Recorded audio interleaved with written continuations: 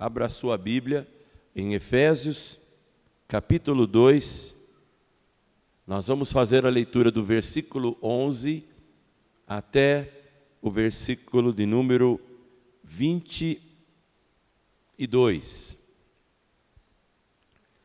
Portanto, lembrai-vos de que outrora vós, gentios na carne, chamados incircuncisão por aqueles que se intitulam circuncisos na carne por mãos humanas. Naquele tempo estáveis sem Cristo, separados da comunidade de Israel e estranhos às alianças da promessa, não tendo esperança e sem Deus no mundo. Mas agora, em Cristo Jesus, vós que antes estáveis longe, fostes aproximados pelo sangue de Cristo, porque Ele é a nossa paz, o qual de ambos fez um, e tendo derribado a parede da separação que estava no meio, a inimizade, aboliu na sua carne a lei dos mandamentos, na forma de ordenanças, para que dos dois criasse em si mesmo um novo homem, fazendo a paz e reconciliasse ambos em um só corpo com Deus, por intermédio da cruz, destruindo por ela a inimizade. E vindo, evangelizou paz a vós outros que estáveis longe e paz também aos que estavam perto, porque por ele ambos temos acesso ao Pai em um Espírito. Assim, já não sois estrangeiros e peregrinos, mas concidadãos dos santos, e sois da família de Deus, edificados sobre o fundamento dos apóstolos e profetas, sendo Ele mesmo, Cristo Jesus, a pedra angular, no qual todo edifício bem ajustado cresce para santuário dedicado ao Senhor, no qual também vós juntamente estáis sendo edificados para a habitação de Deus no Espírito. Irmãos, de alguma forma, todos os personagens da Bíblia, todos os personagens da história humana, de alguma forma, podem ser identificados com algum tipo de adjetivo que qualifique a sua vida. Eu sei que é temeroso você usar uma palavra, um adjetivo, para qualificar alguém, mas às vezes basta uma palavra relacionada à história toda daquela pessoa, e você consegue se lembrar, qualificar aquela vida. Às vezes na Bíblia existem expressões, ou uma síntese, uma frase, que demonstra quem é, quem foi, o que fez, qual o legado que aquela pessoa deixou. E na história também. Por isso que, muitas vezes, você tem que se reportar a alguém através do qualificativo ou do adjetivo que qualifica aquela pessoa. E você vai identificando os traços de uma história bonita ou de uma história feia, de uma pessoa útil ou de uma pessoa que não valeu absolutamente nada. Quando você lembra de Noé, qual a palavra que vem à mente?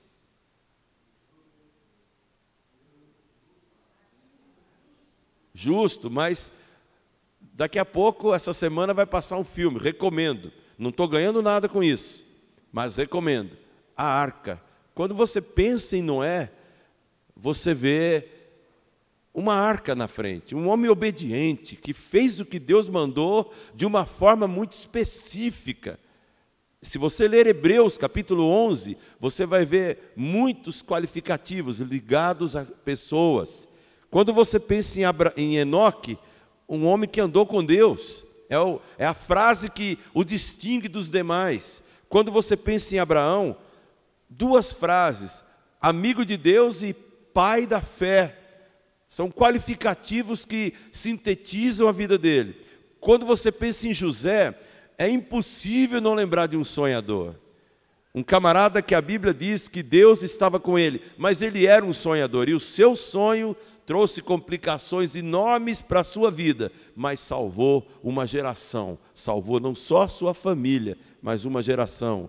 Quando você pensa em Davi, você pensa num homem segundo o coração de Deus, e não consegue entender como Deus conseguiu dar a ele esse título, a despeito de tudo que ele fez, de tudo que ele foi. Era um homem de coração valente mesmo, mas era um camarada que o coração dele era segundo Deus. Quando você pensa em Sansão, eu penso em duas palavras: o fortão, que bom, né? Mas também o vacilão. Um cara que vacilou a vida inteira, mas é a história dele. Fortão, vacilão. Quando você pensa em Jonas, você pensa em quê?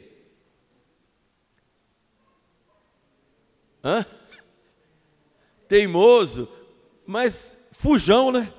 Jonas, o profeta fujão, ele saiu e não adiantou, ele teve que voltar no ponto de origem. Quando você pensa em Boaz, por exemplo, é o resgatador, um camarada que ultrapassou todas as burocracias e tudo aquilo que era pertinente a uma cultura, e ele foi resgatar uma pessoa que ninguém dava nada, nem olhava com compaixão. Quando você pensa em Moisés, é o libertador, o maior líder de todos os tempos. A Bíblia diz que nunca levantou, depois dele, um homem com quem Deus falasse face a face. Moisés, o libertador, com certeza. Quando você pensa em Jó, você lembra do quê?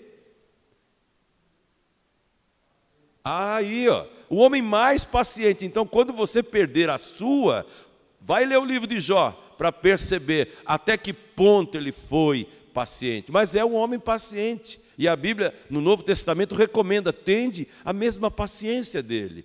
Outro nome, quando você pensa em Jeremias, o profeta o quê? O profeta chorão. E aí a gente não consegue entender por quê. A Bíblia inicia o capítulo 1, verso 10 de Jeremias, dizendo: olha, eu constituí você para você arrancar e derrubar, para você arruinar e destruir, mas também para você plantar e edificar. E toda a história dele, todos os dramas dele, revelam por que ele foi conhecido como profeta chorão. Quando você pensa em Ezequiel, me desculpe, irmãos, aí não tem jeito. Eu tentei, mas eu não consegui dar um nome, porque seria injusto dar um adjetivo para qualificar Ezequiel, um homem que eu fico com pena dele, e eu não queria estar na pele dele de jeito nenhum, porque Deus o chama e fala assim: olha, eu te levantei para você pregar a esse povo, mas eles não vão te ouvir.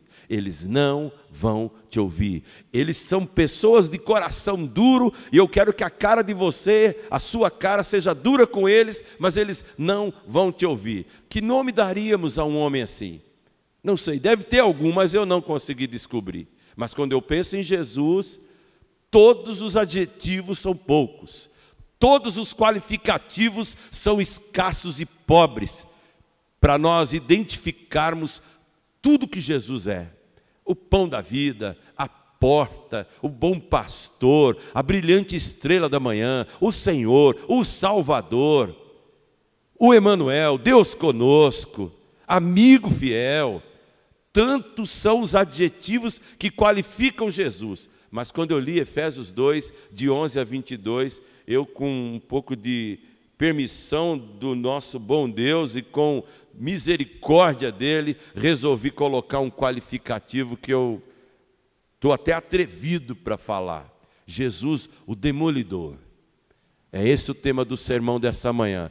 Tantos são os qualificativos que enaltecem Cristo de uma forma suave, mas esse de Efésios 2, de 11 a 22, é de uma forma forte que eu quero que você entenda, porque vivemos num mundo, num tempo em que os fortes são privilegiados, vivemos num tempo em que bom mesmo é o camarada que entra num ringue, num octógono, e vai lá e bate, e demole, e derruba. Os títulos dos filmes também privilegiam a força, a garra de quem não leva desaforo para casa, e por aí vai. Então eu olho para esse versículo de 11 a 22, convido você a pensar comigo: Jesus Cristo, o demolidor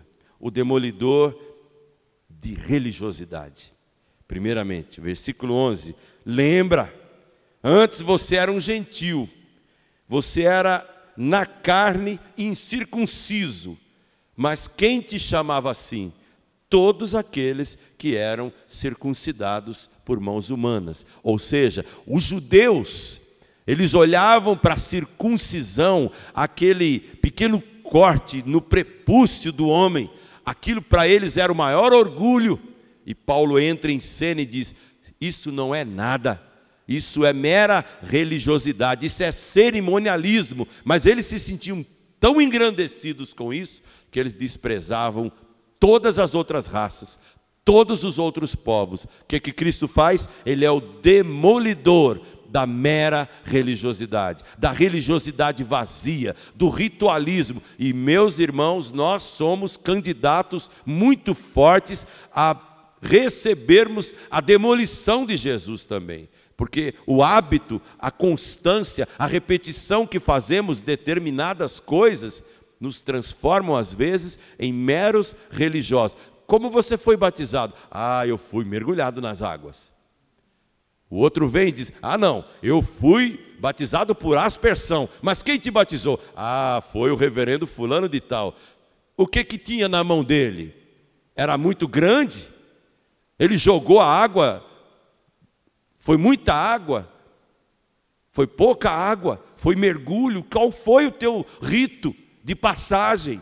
Muitas pessoas se orgulham disso, mas o coração não foi circuncidado, o coração não foi transformado. Cristo vem para demolir a mera religiosidade vazia, que nada produz, que não santifica. Os judeus receberam de Jesus essa demolição. Foi a graça de Jesus que foi demolindo a religiosidade vazia. Eles se orgulhavam de serem descendentes de Abraão, e para eles o prepúcio guardado como prova de que eles pertenciam a Deus era o que bastava. Mas Paulo e Cristo vieram para dizer, não, circuncisão do corpo não vale, tem que ser do coração. Cristo, o demolidor da religiosidade. Cristo, o demolidor da segregação.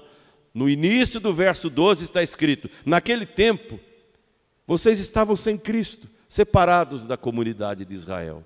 Vejam que pretensão aqueles homens tinham. Eles eram da comunidade de Israel. Qualquer outra pessoa, gentílica, samaritana, era proscrita, era abandonada, era um pária. A graça de Cristo vem e derruba mais uma parede, derruba mais um muro, o muro da segregação. Segregação de raça, segregação de meras convicções particulares. O texto deixa claro, aos gentios que ouvem, aos efésios que ouvem, aos brasileiros que ouvem, aos paulistas que ouvem, a qualquer raça que ouve o Evangelho, tem que entender. Naquele tempo, quando você estava sem Jesus, a própria comunidade de Israel achava você um ser estranho. E na verdade nós temos essa infeliz tendência. Um dos discípulos de Jesus, já falei isso várias vezes, ele olhava para qualquer pessoa que não andava entre os 12, e ele era chamado o apóstolo do amor, e ele vivia pensando, Senhor, tem fogo aí, porque a gente tem que mandar fogo descer do céu, para acabar com todo mundo que não é calvinista, para acabar com todo mundo que é arminiano. Ora, se você tem uma convicção e foi educado, abrace de coração, zele, mas honre ao teu Deus, porque Ele demoliu a religiosidade vazia e Ele demoliu a segregação. Em Cristo, não há homem nem mulher, não há bárbaro ou cita, não há judeu, não há grego, mas Ele é tudo em todos. Não enalteça a tua educação, a tua estirpe, a tua vida social, tua posição, tua cultura, porque em Cristo isso não tem nenhum valor. Se isso for motivo de bênção e glória a Deus, eu digo um grandioso amém. Mas Cristo é o demolidor da segregação. Também Cristo é o demolidor da alienação. Ainda no verso 12, vocês eram estranhos às alianças da promessa. Que triste uma pessoa ser alienada de tudo que Deus prometeu. Que triste é alguém viver no mundo à deriva, como um barco sem bússola. Cristo veio demolir, e Ele não veio como propriedade particular de uma única raça. Todos os que estavam estranhos, alienados das promessas, hoje pela fé, podem se tornar filhos de Deus. Não importa, ninguém nasce em Cristo por filiação sanguínea, por vontade humana, mas porque foram e podem ser adotados por Deus em Cristo. Cristo é o demolidor da alienação. Todos os que eram outrora estranhos às alianças, todos os que não reconheciam as promessas, todos os que ouviam os judeus dizer é só para nós, é só para nós, é só para nós, agora ouvem o evangelho da graça dizendo: de todos os povos, tribos e raças, muitos virão te louvar. E o próprio Jesus disse: olha, naquela mesa muita gente vai se assentar junto de Abraão, e é possível que aqueles circuncisos não cheguem lá, porque não tem Jesus no coração, só na carne. Cristo é o demolidor do desespero também. Versículo 12, parte C. Vocês estavam estranhos, sem Deus, não tendo esperança. Sem Deus no mundo. Irmãos, a ausência ou a falta de Deus gera desespero nas pessoas. As pessoas se matam, as pessoas matam, as pessoas se atolam num mundo vazio, no mundo de drogas, no mundo de maldade, porque não tem Deus. Quando uma pessoa não tem Deus, o desespero domina. E Cristo veio para derrubar todas as paredes que geram o desespero no ser humano. As filosofias tentaram, através de séculos, responder por quê? O que somos? Por que nascemos? E vem Cristo e fala: eu sou a verdade, eu sou o caminho, eu sou a vida. Não há mais desespero. O próprio Cristo, quando viu o desespero dos seus compatriotas, ele deixou claro um convite: vinde a mim. Está cansado, está sobrecarregado, anda sem rumo, eu alivio, pega o meu fardo é leve.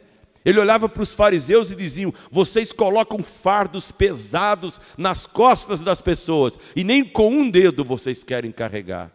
Quando chega alguém novo na igreja, irmãos, nós temos que estender as mãos, nós temos que abraçar, nós temos que saber: se eu já dei 1000 passos pela fé e pelo conhecimento bíblico, e ele não sabe dar nenhum, eu não posso simplesmente chegar, empurrá-lo e falar: você não sabe nada.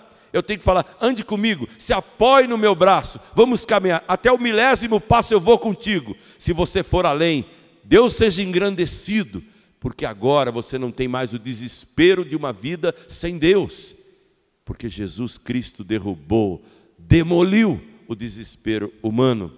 Cristo também é o demolidor da distância. Olha o verso 13: agora em Cristo, vocês que estavam longe, foram aproximados pelo sangue de Jesus.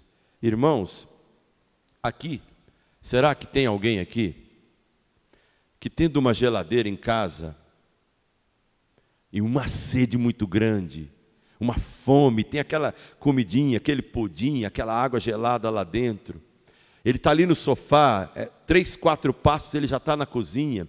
Será que alguém tem que chegar e: eu preciso ir lá, mas será que eu tenho acesso?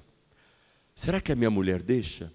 Será que ainda tem a comida? Ele fica ali. Será que alguém fica meia hora elaborando pensamentos, ideias? Eu vou fazer um alvará, eu vou fazer uma petição, eu vou solicitar a minha digníssima esposa, se for filho, a minha digníssima progenitora. Será que a gente tem que chegar assim para alguém tão íntimo e falar: posso oscular a tua face?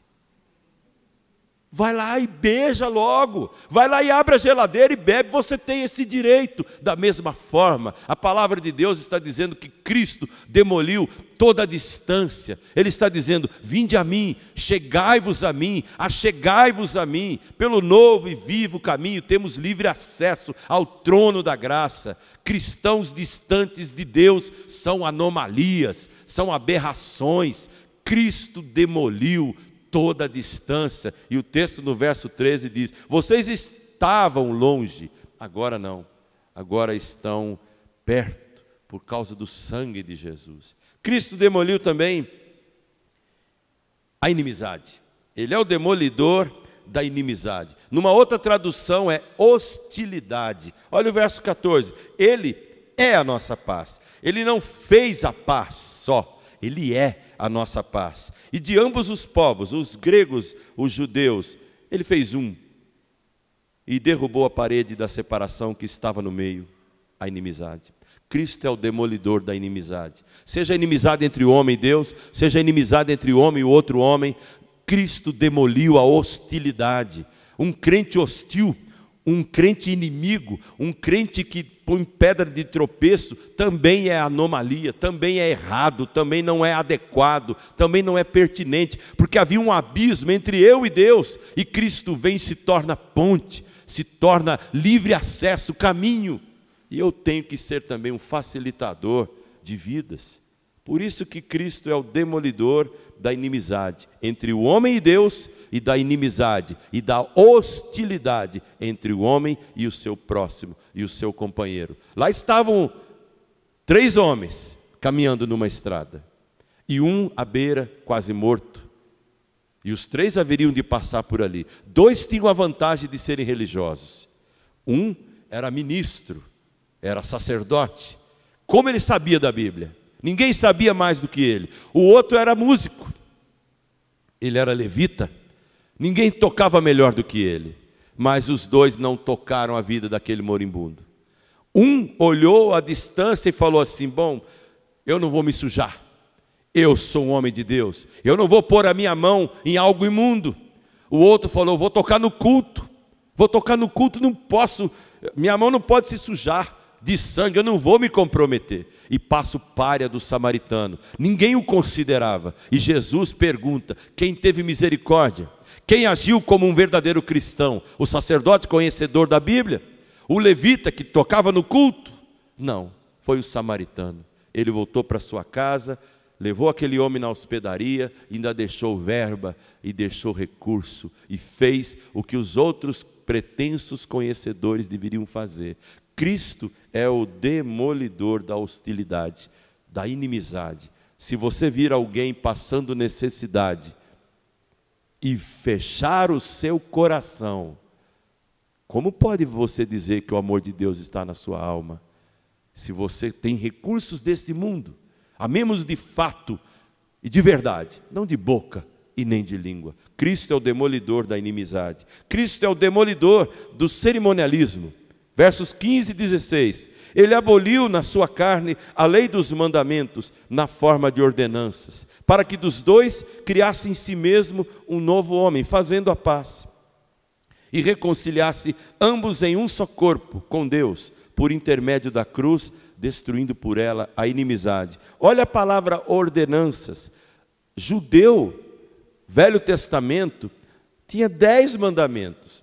Os irmãos saberiam me dizer quantos mandamentos os fariseus criaram entre o último livro da Bíblia e o primeiro do Novo Testamento, que é chamado período de silêncio. 400 anos de silêncio, Deus não falou mais. E quando Deus não fala, todo mundo começa a falar. Todo mundo acha que tem uma palavra. Aí vem saduceu, aí vem fariseu, aí vem todo tipo de esquema. Dos 10 mandamentos, eles criaram quase 600. Uns proibitivos, negativos e outros afirmativos. Na época de Cristo, aquilo era um inferno de tantas normas e normas e normas e normas, e tudo aquilo que Jesus tinha que falar para eles, ele falou no Sermão da Montanha. Ouviram o que foi dito? Não adulterarás. Isso eles sabiam. Para eles, não adulterar era o quê? Eu não posso dormir com outra mulher que não seja minha. Cristo falou, eu, porém, vos digo, eu vou mais fundo. Qualquer um que com intenção impura olhar para uma mulher, já adulterou com ela. Eles ficaram perplexos. Quem é esse louco? Como é que ele tem coragem de abolir essas ordenanças? Jesus não as aboliu. Ele mesmo disse, eu não vim destruir, eu não vim anular, eu vim cumprir. Ele veio aprofundar o conceito. Por isso que ele é o demolidor do mero cerimonialismo. Nós temos cerimônias, nós temos instituições sagradas, devemos valorizá-las, sim, mas adorá-las? Como se elas fossem Deus? Eu vou perguntar aos irmãos que estão assentados aqui: por que você se senta nesse banco?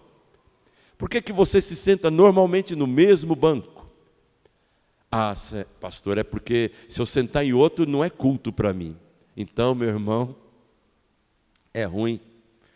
Ou então esse banco tem alguma plaquinha escrita o seu nome, é sua propriedade. Irmãos, lógico, eu estou fazendo uma ironia, mas nós temos cerimônias que, se não fizermos daquele jeito, não funciona. Isso é mandinga, isso é coisa do mundo, isso não é de Deus. Cristo veio demolir todo o cerimonialismo. Hoje eu vim de paletó. E eu pensei, está fresquinho. Me enganei, estou pingando aqui dentro. Estou pingando. Mas eu vim de paletó. Agora, de repente, se falarmos assim, tem que vir de paletó, senão não há unção. Então, meus irmãos, domingo que vem, vocês me desculpem, eu vou dormir até meio-dia e vou pendurar o paletó naquela cadeira lá, e vocês põem o microfone na boca do paletó e ele vai pregar. Será que é assim que a vida é? Não. O cerimonialismo, ele empaca a igreja, e Cristo veio demolir qualquer um. E as ordenanças que existiam levavam os irmãos judaicos a ouvirem uma palavra agressiva e dura de Paulo aos Gálatas. Vocês criaram para vocês sábados, dia de lua, normas, tantas pequenas questões, e se esqueceram do principal. Eles eram capazes de dar o dízimo do endro e do cominho, pequenas porções de colheita, eles pesavam e davam um dízimo meticulosamente. Jesus diz: façam isso, mas não esqueçam da misericórdia, não esqueçam da justiça. Cristo é o demolidor do cerimonialismo. Chegando no final, Cristo é o demolidor da guerra. Verso 17 e 18. Quando ele veio, ele evangelizou: paz a vós outros, vocês que estavam longe, paz aos que estavam perto, porque por ele temos ambos acesso ao Pai em um espírito. De que espírito sois? Um dia perguntou Jesus aos seus. Cristo é o demolidor da guerra. A guerra que nós fazemos. Ele é o príncipe da paz. Ele nos dá acesso ao Pai através do mesmo Espírito. E eu admiro duas figuras da história. Admiro muito. Um extremamente calvinista até o osso, até o talo, até o fio de cabelo. George Whitefield. O outro, arminiano. Os dois amigos. O arminiano era John Wesley. Quando Whitefield morre, ele morreu mais jovem, os dois eram pregadores em Londres. Os dois espalhavam a mensagem em tudo quanto é beco estranho e perdido de Londres.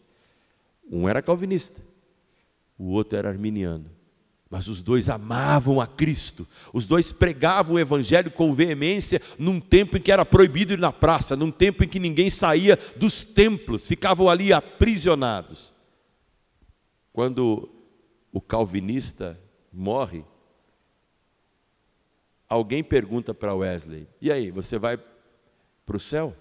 Igual Whitefield foi, já que ele era calvinista, acreditava na predestinação.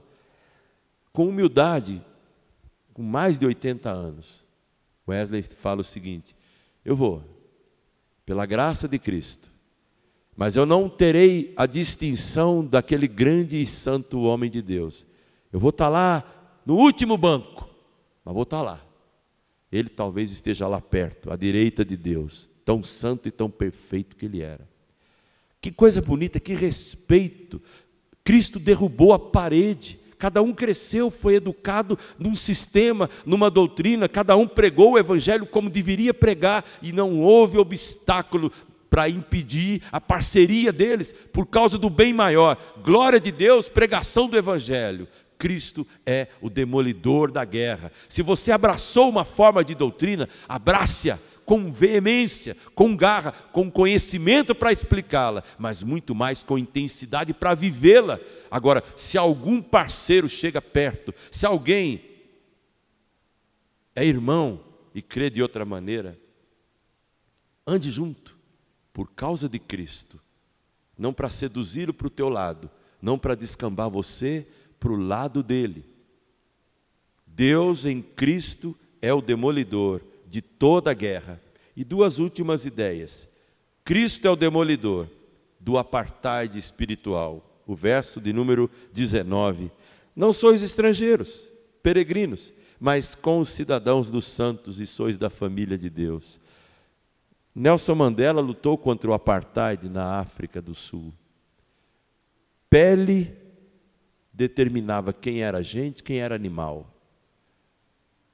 No reino de Cristo não tem a cor da pele, não tem o olho puxadinho como o da Leila, não tem a pele mais morena, não existe apartheid que diz que uma raça é melhor ou pior, superior ou inferior. O texto diz que as pessoas que estão em Cristo são da família de Deus, não são mais estrangeiros, são concidadãos dos céus. Cristo demoliu o apartheid espiritual, que faz com que uma pessoa, por raça, por nascimento, seja mais nobre do que a outra. E Cristo é o demolidor da erosão espiritual. O verso de número 20 ao 22 diz: nós estamos agora, por causa de Cristo, edificados sobre o fundamento dos apóstolos e profetas. Tudo que os apóstolos e profetas escreveram é a nossa base de fé, é a nossa base de crença. E nós somos realmente em Cristo edificados como pedras vivas. A base é Ele, o fundamento é Ele, a pedra angular é Ele. Se você não acreditar assim, haverá uma erosão na sua vida. A base de toda a sua espiritualidade será como alguém louco que constrói a casa na areia da praia do mar. A primeira tempestade, a primeira provação vai desabar a tua existência numa ruína sem fim. Cristo é o demolidor de toda a erosão que pode gerar uma vida sem fundamento. O texto termina no verso 22. Nós somos juntamente edificados para a habitação de Deus no Espírito. Cristo é a pedra, Cristo é o fundamento. Quem está em cima, sobre Cristo, é construído pelo Espírito como um edifício santo para a habitação de Deus. Que Deus nos ajude. E eu pergunto a você: você reconhece Cristo como um demolidor? O que Ele tem que demolir na sua vida para tornar você uma pessoa semelhante a Ele, útil a Ele? E quando um dia você morrer, qual será o adjetivo que vai te qualificar? O que será que estará escrito na sua lápide? Seria muito bom que na sua e na minha alguém escrevesse: aqui jaz um servo inútil. E alguém pode falar: pastor, que é isso? Não faz isso não, eu fiz tanto. Espera lá, você esqueceu o que Jesus disse? Aquele que faz tudo o que o seu Senhor mandou é um servo inútil.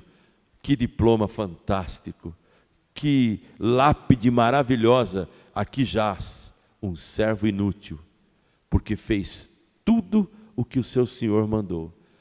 E se a gente faz só 1/10, mas nem servo inútil a gente é.